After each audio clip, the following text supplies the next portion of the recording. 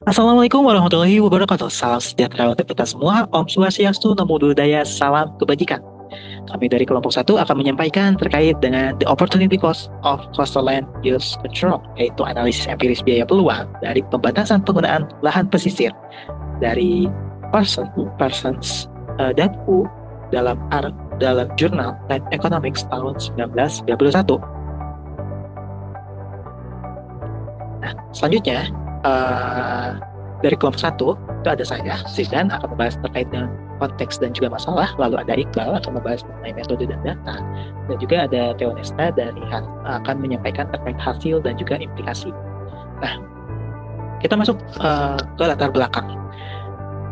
Bayangkan kita memiliki rumah yang sangat dekat dengan air. Setiap pagi kita dapat melihat pemandangan pesisir, udara terasa lebih terbuka, akses ke pantai lebih akan menjadi bagian dari kualitas hidup kita yang akan meningkat seperti itu dalam ekonomi perumahan. Hal-hal tersebut itu disebut dengan amenitas. Amenitas ini itu tidak selalu terlihat seperti barang yang dijual terpisah, tetapi nilainya itu melekat pada harga rumah itu sendiri. Nah, Parson dan Wu itu memulai artikelnya dari fenomena besar dan yang panjang. Penduduk Amerika itu bergerak dari wilayah interior atau inland dari daratan itu menuju wilayah pesisir. Artinya pesisir itu menjadi ruang yang semakin diminati untuk apa? Untuk hunian dan juga aktivitas ekonomi. Semakin tinggi permintaan, maka semakin besar juga tekanan pembangunan di sekitar garis pantai itu. Nah, disinilah muncul masalah publik. Pembaruan pesisir memang memberi manfaat pribadi bagi pemilik rumahnya, tetapi juga dapat membawa biaya sosial seperti polusi air, berkurangnya tutupan alami, hilangnya ruang terbuka. Nah, hal ini itu menjadi isu utama. Bukan sekadar rumah itu dekat dengan pantai itu mahal, tapi mengapa wilayah yang bernilai tinggi itu justru membutuhkan pengendalian yang lebih serius.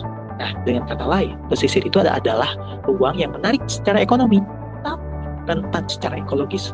Dari titik inilah kebijakan land use control itu menjadi relevan. Ya, terkait dengan masalah kebijakan atau perlindungan pesisir itu punya biaya peluang. Nah, ketika pemerintah membatasi penggunaan pembangunan di pesisir, respon pertama kita mungkin setuju ya. Nah, karena kebijakan itu akan melindungi lingkungan. Nah, namun dalam artikel ini itu menarik karena mengajak kita untuk melihat sisi ekonomi yang sering tidak terlihat, yaitu apa? Yaitu opportunity cost atau biaya peluang. Nah, biaya peluang itu berarti nilai dari alternatif terbaik yang harus dikorbankan. Nah, dalam kasus ini, yang dikorbankan bukan hanya lahan, tetapi kesempatan bagi rumah tangga untuk menikmati akses pesisir.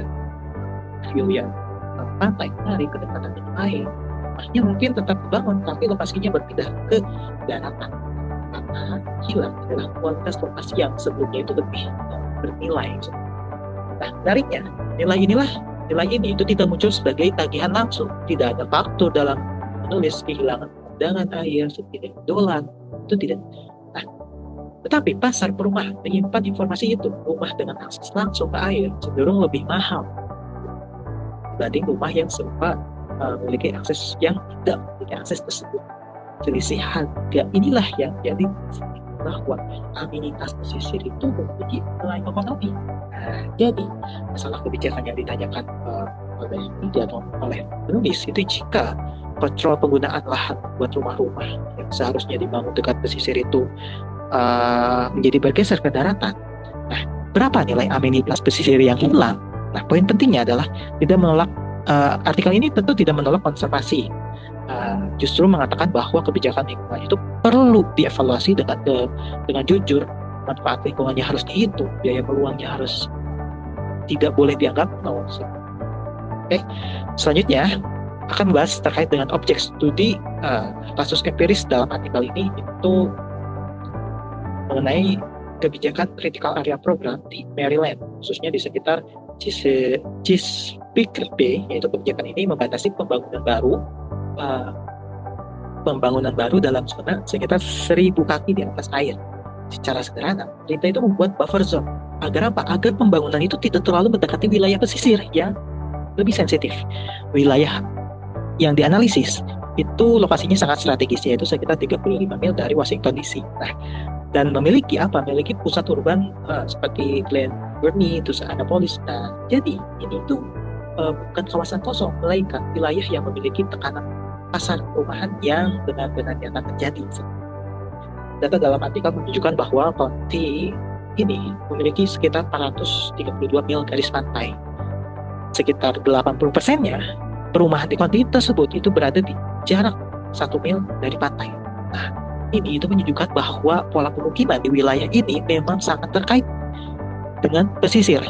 Namun membuat kasus ini penting itu adalah bahwa lebih dari separuh lahan di sekitar 1.000 kaki ini itu masih belum dikembangkan. Artinya apa?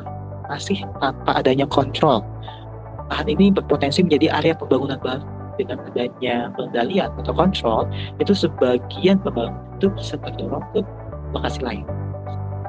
Karena di Ane Arudol Country ini jadi contoh yang kuat untuk kita bisa melihat trade-off antara konservasi pesisir dan juga nilai ekonomi pembangunan residensial. Kita menggunakan kasus ini untuk mengukur secara empiris di biaya akses pesisir hilang. Baik, selanjutnya kita akan membahas terkait 3 efek efisiensi ekonomi dari pengendalian lahan atau kontrol lahan. Dan itu menjelaskan bahwa kontrol lahan pesisir memiliki beberapa efek efisiensi ekonomi. Hal ini penting karena bahkan kebijakan publik itu jarang hanya menghasilkan manfaat atau hanya menghasilkan biaya. Biasanya keduanya muncul secara bersamaan atau secara simultan. Nah, efek pertama yang muncul itu efek yang bersifat positif, yaitu preservasi ruang terbuka pesisir dan pengurangan polusi air. Nah, ini adalah manfaat sosial yang dapat dinikmati masyarakat yang luas, termasuk warga dan pengunjung.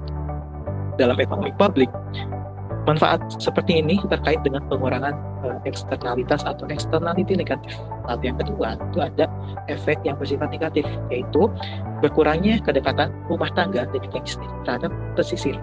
Nah, ini fokus utama dari artikel ini. Ketika bangunan dibatasi, sebagian rumah itu tidak lagi mendapatkan menikmati pemandangan view, kedekatan dengan air, dan nilai yang hilang dari akses tersebut disebut sebagai loss coastal access amnesties. Nah, lalu yang ketiga itu juga berpotensi efeknya itu negatif.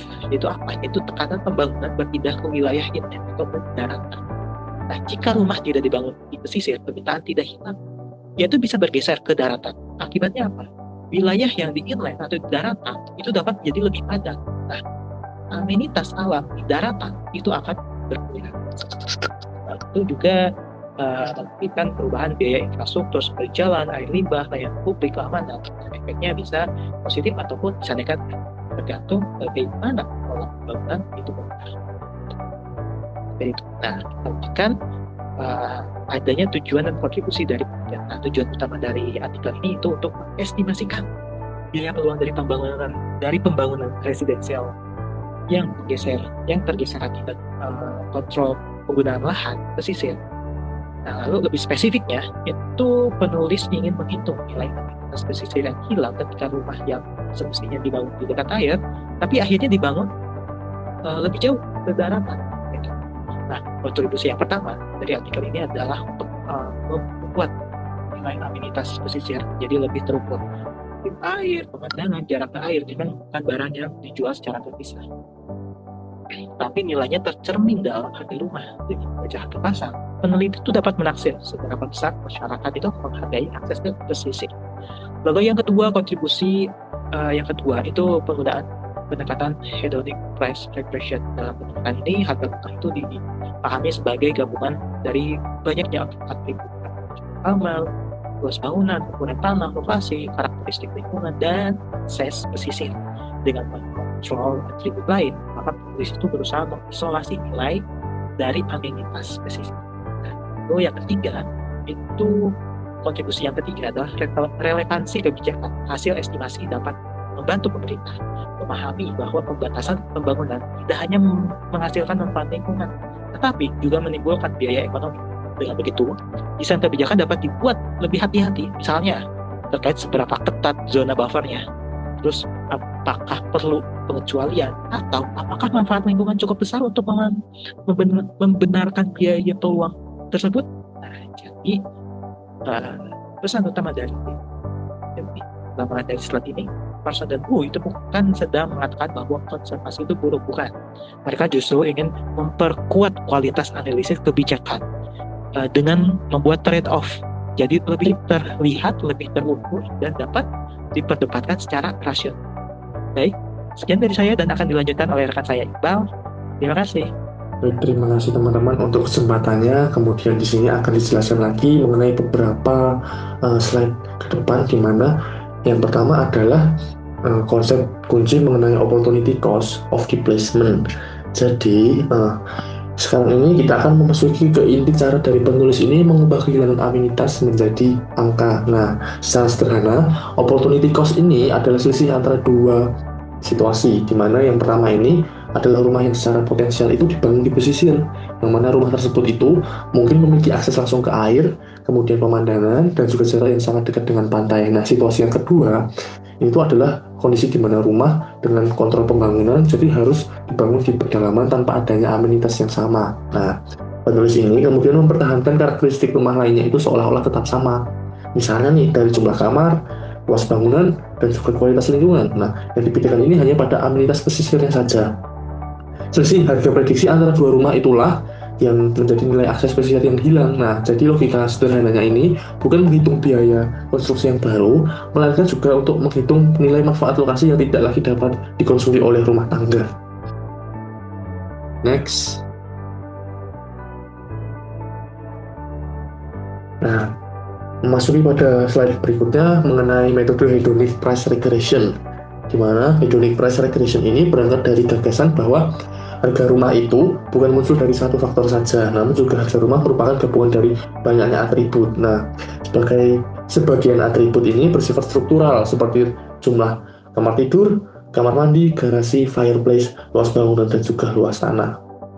Sebagian lain berkaitan dengan lokasi, misalnya nih jarak ke pusat bisnis, karakteristik pendapatan wilayah, pendidikan, dan juga demografi. Kemudian ada atribut yang juga menjadi fokus studi seperti frontage, view, dan juga distance to water. Jadi modelnya ini ditulis sebagai variabel P ini dari variabel X, variabel F, variabel V, dan juga variabel D, di mana P adalah price atau harga rumah, kemudian X ini adalah mewakili karakteristik rumah dan juga lokasi, dan untuk variabel F menunjukkan apakah rumah ini memiliki frontage atau berbatasan langsung dengan air, dan juga untuk variabel V menunjukkan apakah rumah memiliki water view, dan yang terakhir yaitu D merupakan variabel yang menunjukkan jarak rumah dari air. Nah, dengan mengontrol atribut lain, koefisien model memberi gambaran tentang tambahan nilai yang diberikan pasar pada setiap amenitas di pesisirnya.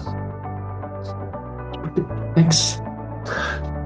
Ketiga merupakan data penelitian dari rumah single family di Ene Arundel. Jadi, penelitian ini menggunakan sampel acak sebanyak 1.435 rumah single family yang terjual pada tahun 1983 dan berlokasi kurang dari 6 mil dari garis pantai. Nah, sekitar 5% observasi tersebut dihapus karena datanya itu tidak lengkap, bukan transaksi pasar, atau tidak dapat dipetakan dengan baik. Nah, pemilihan pada tahun 1983 ini juga sangat penting, di mana komisi untuk program tersebut itu baru diumumkan pada bulan Desember tahun tersebut, dan program dibentuk pada tahun 1984. Nah, dengan demikian transaksi pada tahun 1983 ini itu dianggap menggambarkan pasar perumahan sebelum kontrol lahan itu memengaruhi harga dan juga keputusan pembangunan. Nah, data dari harga dan juga karakteristik bangunan berasal dari Country Board of Realtors, di mana data lokasi dan juga sosial ekonomi itu berasal dari sensus, sedangkan untuk jarak dari pusat bisnis dan juga garis pantai ini diukur oleh peneliti. Nah, frontage dan juga view ini juga diverifikasi pada sampel acak. Ini membuat model tidak hanya bergantung pada persepsi, tetapi juga pada transaksi aktual. Next. Merupakan slide mengenai estimasi model 3 bentuk fungsi, di mana penulis ini mengestimasi 3 bentuk fungsi. Yang pertama adalah linear, kemudian yang kedua adalah double log, dan yang ketiga merupakan linear box Cox. Di mana mengapa perlu 3? Karena hubungan antara atribut dan juga harga rumah itu belum tentu berbentuk garis lurus. Nah, model box Cox ini memberi fleksibilitas untuk menangkap pola yang lebih sesuai dengan data. Nah, hasil utamanya itu disimpulkan konsisten, variabel frontage dan juga view memiliki koefisien positif, sedangkan distance memiliki koefisien negatif. Artinya apa? Sehingga artinya rumah yang berbatasan langsung dengan air dan juga memiliki pemandangan air ini cenderung bernilai lebih tinggi, sedangkan untuk rumah yang semakin jauh dari air, nilainya ini akan cenderung turun setelah karakteristik dan lainnya itu dikendalikan. Ketiga variabel tersebut itu juga signifikan secara data statistik pada seluruh spesifikasi. Nilai R square itu sekitar 0,64 untuk model linear dan juga 0,79 untuk double log dan box Cox. Perhitungan kerugian utama kemudian menggunakan hasil box Cox karena dinilai sebagai bentuk ini lebih fleksibel. Nah, next merupakan slide selanjutnya yang mengenai nilai amenitas pesisir yang hilang per rumahnya. Nah, penulis ini membagi rumah terdampak itu menjadi 3 kelompok. Kelompok pertama ini adalah kehilangan frontage, kemudian view, dan juga kedekatan terhadap air. Nah, kehilangan nilai rata-ratanya ini mencapai $96.672 per rumah dalam dolar di tahun 1983. Kemudian untuk kelompok yang kedua, itu tidak memiliki frontage, tetapi kehilangan view dan juga kedekatan terhadap air. Nah, nilainya ini jauh lebih kecil, yaitu di angka $6.553 per rupiah. Per rumah, mohon maaf. Nah, kelompok ketiga ini hanya kehilangan keuntungan karena jaraknya itu lebih dekat tanpa adanya frontage dan juga tanpa view. Nilainya ini sekitar $447 per rumahnya. Nah, perbedaan ini menunjukkan satu pesan yang sangat kuat, di mana tidak semua amenitas pesisir itu memiliki nilai yang sama. Nah, frontage atau akses langsung ke waterfront itu merupakan komponen nilai terbesar. Jadi, satu rumah pada grup 1 ini dapat menghasilkan opportunity cost yang jauh lebih besar daripada banyak rumah pada grup 3. Nah, perlu diingat, angka ini itu juga adalah nilai dari implisit dalam harga rumah di tahun 1983, bukan biaya pembangunan dan juga bukan harga yang terjadi pada saat ini. Next, mengenai dua skenario displacement. Jadi, jumlah rumah yang terdampak itu tidak dapat diketahui secara pastinya, sehingga penulis ini menggunakan dua skenario. Skenario pertama itu disebut 100 displacement. Berdasarkan pola pembangunan pada awal tahun 1980-an, sekitar 34% rumah baru itu diperkirakan akan dibangun di wilayah yang kemudian menjadi critical area. Nah, dalam skenario ekstrem ini, seluruh rumah itu dianggap tidak dapat dibangun di sana karena akhirnya berpindah lokasi. Nah, kemudian skenario yang kedua, ini adalah Chesapeake Bay Foundation atau CBF skenario. Di sini 20% rumah baru itu diperkirakan menuju critical area, tetapi 65%-nya itu masih dapat dibangun karena adanya designated areas and grandfathering. Akibatnya net displacement hanya sekitar 7% dari seluruh rumah baru. Dalam kedua skenario ini, komposisinya itu diasumsikan bahwa 20% grup 1, 10% grup 2, dan juga 70% grup 3. Nah, dua skenario ini itu penting karena menunjukkan bahwa hasil ini sangat bergantung pada asumsi implementasi kebijakan. Kemudian berikutnya merupakan langkah perhitungan dari total loss. Jadi perhitungannya ini dapat diringkas menjadi 4 langkah. Langkah pertama, penulis mengestimasi nih fungsi harga rumah melalui hedonic regression. Kemudian model kedua atau langkah kedua, model digunakan untuk menghitung perubahan harga atau delta P untuk setiap kelompok amenitas. Dan model yang ketiga, penulis memprediksi jumlah rumah yang terdampak untuk periode pada tahun 1985 hingga tahun 2005. Dan yang keempat merupakan kerugian masa depan didiskontokan kembali ke nilai dolar pada tahun 1983 menggunakan real discount rate 3%. Nah, secara konsep, total loss ini adalah jumlah rumah pada setiap kelompok dikalikan dengan rata-rata nilai amenitas yang hilang, kemudian dibagi dengan faktor 1 ditambah tingkat diskonto pangkat waktunya. Nah, kita tidak perlu membaca simbol formulanya ini satu persatu ya, karena pesan ekonominya itu hanya rumah yang kehilangan amenitas lebih besar bernilai memberi kerugian yang lebih besar. Semakin banyak rumah yang tergeser, maka total kerugian itu semakin besar. Nah, kerugian yang terjadi ini juga jauh lebih banyak di masa depan memiliki present value yang lebih rendah. Setelah memahami mekanismenya, maka akhirnya seperti itulah hasilnya. Terima kasih. Mungkin skill yang dapat saya presentasikan akan dilanjutkan kepada anggota kelompok lainnya. Baik, terima kasih untuk kesempatannya. Sekarang untuk bagian saya, sekarang kita lihat bagaimana ketiga komponen tersebut menghasilkan angka kerugian dari waktu ke waktu. Grafik menunjukkan bahwa jumlah rumah di Anne and Arundel County terus meningkat dari sekitar 141.000 pada tahun 1985 menjadi sekitar 185.000 pada tahun 2005.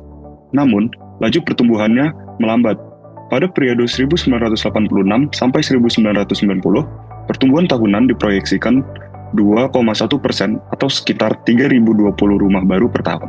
Angka ini turun menjadi 2.440 rumah pada tahun 1991 sampai 1995. 1.960 rumah pada 1996 sampai 2000 dan 1.460 rumah pada tahun 2001 sampai 2005. Jadi garis total rumah tetap naik, tetapi tambahan rumah tiap tahunnya semakin kecil. Hal ini penting karena displacement dihitung sebagai proporsi dari rumah baru. Ketika jumlah rumah baru melambat, jumlah rumah yang berpotensi tergeser juga ikut menurun. Untuk selanjutnya, pada periode 1986 sampai 1990, skenario 100%, displacement menghasilkan sekitar 1.027 rumah terdampak per tahun. Dalam CBF skenario, angkanya hanya 211 rumah per tahun. Pada periode berikutnya, kedua angka terus menurun. Skenario 100% turun menjadi 830, lalu 666, lalu pada akhirnya 490 rumah per tahun pada tahun 2001 sampai 2005. Sementara skenario CBF turun dari 171 menjadi 137 dan kemudian 102 rumah per tahun. Selisih yang lebar antara batang merah dan hijau menunjukkan bahwa asumsi implementasi kebijakan sangat menentukan hasil. Tetapi pola waktunya sama, yaitu semakin lambat pembangunan rumah baru, maka dari itu semakin sedikit rumah yang dipindahkan. Komposisi tiap periode tetap diasumkan 20% grup. Ada 20% grup 1, lalu 10% grup 2, dan 70% grup 3. Walaupun grup 1 jumlahnya hanya 1/5, kelompok ini memberi porsi kerugian besar karena nilai frontage-nya sangat tinggi.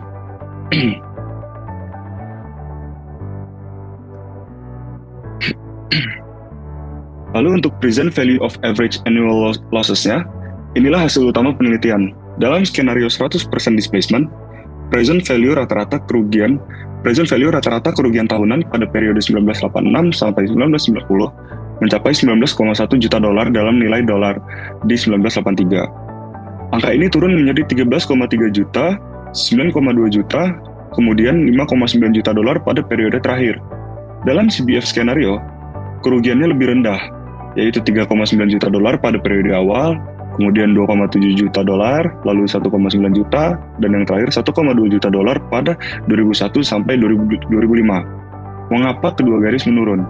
Di sini ada dua alasan. Yang pertama, jumlah pembangunan rumah baru melambat, sehingga rumah yang terdampak berkurang. Jumlah pembangunan rumah baru melambat, sehingga rumah yang terdampak berkurang. Lalu yang kedua itu ada kerugian pada periode yang lebih jauh, ya didiskontokan lebih besar dengan tingkat 3%. Jadi, grafik ini tidak mengatakan bahwa amenitas pesisir menjadi kurang bernilai. Penurunan terjadi karena jumlah rumah terdampak dan present value waktunya berubah.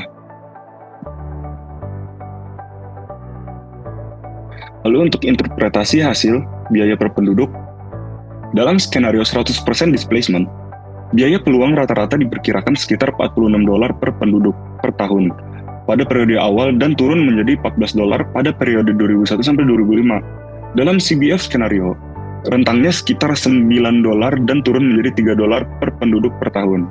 Angka ini harus dibaca dengan hati-hati karena ini bukan pajak yang benar-benar dibayar oleh setiap warga. Ini adalah cara membagi nilai opportunity cost total terhadap jumlah penduduk county agar skalanya lebih mudah dipahami. Rentang dari 3 hingga $46 juga menunjukkan sensitivitas hasil terhadap skenario. Jika pengendaliannya benar-benar memindahkan seluruh pembangunan potensial, biayanya jauh lebih tinggi. Jika banyak pembangunan masih diizinkan melalui pengecualian dan grandfathering, biayanya jauh lebih rendah. Karena itu, kualitas asumsi displacement itu sama pentingnya dengan ketepatan model harga rumah.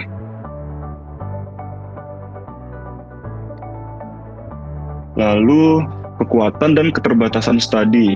Jadi di studi ini memiliki beberapa kekuatan. Yang pertama itu, ia mengubah trade-off kebijakan menjadi ukuran kuantitatif. Lalu yang kedua itu, estimasinya didasarkan pada perilaku pasar aktual, yaitu harga transaksi rumah, bukan hanya pendapat responden. Lalu yang ketiga ada Penggunaan dua skenario membuat ketidakpastian implementasi kebijakan terlihat secara eksplisit. Namun ada keterbatasan besar. Penelitian tidak menghitung manfaat dari preservasi open space dan pengurangan polusi. Penelitian juga tidak menghitung externalities di wilayah inland ketika pembangunan bergeser ke sana. Selain itu, estimasi mengasumsikan pasar yang small and open. Ada estimasi mengasumsikan pasar yang small and open. Area yang dikendalikan cukup kecil, dan rumah tangga dapat berpindah antar pasar tanpa mengubah keseimbangan regional secara besar. Amenities pesisir masa depan juga diasumsikan mirip dengan amenities saat ini. Terakhir, model tidak menangkap substitusi amenitas inland. Rumah yang kehilangan akses laut mungkin dibangun dekat taman, sungai, atau ruang terbuka lain. Jika substitusi itu ada, kerugian bersih sebenarnya dapat lebih kecil.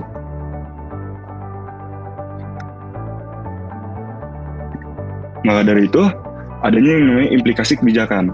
Angka opportunity cost dapat digunakan dalam 4 cara. Yang pertama itu ada pembuat kebijakan dapat membandingkan desain kontrol yang berbeda. Misalnya larangan penuh, pembatasan kepadatan, atau pembangunan terbatas pada zona tertentu.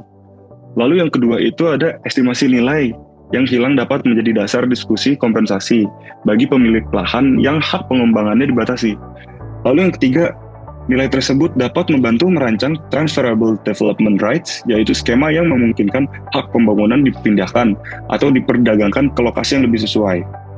Lalu yang keempat, ada informasi empiris dapat meredam klaim ekstrim. Pihak yang menolak regulasi tidak dapat langsung mengatakan biayanya sangat besar tanpa bukti. Sebaliknya, penduduk regulasi juga tidak dapat menganggap opportunity cost selalu nol. Jadi pesan kebijakannya bukan bahwa perlindungan pesisir harus dihentikan. Pesannya itu adalah bahwa kebijakan lingkungan yang baik seharusnya transparan mengenai manfaat yang dilindungi dan biaya yang ditimbulkan. Lalu untuk kesimpulannya, yang pertama itu ada kontrol lahan pesisir menciptakan trade-off nyata antara perlindungan lingkungan dan akses terhadap amenitas pesisir. Kedua, nilai yang hilang tidak seragam. Frontage dan view, khususnya frontage, memberi porsi nilai yang besar. Lalu yang ketiga, ada biaya peluang tersebut dapat diestimasi dengan menggabungkan hedonic price regression, proyeksi jumlah rumah terdampak, dan juga proses diskonto. Dalam studi ini, hasilnya sangat berbeda antara skenario ekstrim dan skenario CBF, sehingga asumsi kebijakan harus dibaca secara transparan. Lalu yang keempat, angka yang dihasilkan bukan net benefit penuh. Manfaat lingkungan, dampak inland, dan substitusi amenitas belum dihitung. Karena itu, penelitian ini sebaiknya dipandang sebagai satu bagian penting dari evaluasi kebijakan, bukan keputusan akhir. Kembali ke rumah tepi air yang kita bayangkan di awal. Jadi ketika rumah itu tidak jadi dibangun, yang hilang bukan sekedar pemandangan, ada nilai ekonomi yang dapat diukur. Tetapi nilai tersebut tetap harus dibandingkan dengan manfaat menjaga pesisir bagi masyarakat dan generasi berikutnya. Sekian presentasi dari kelompok kami. Terima kasih.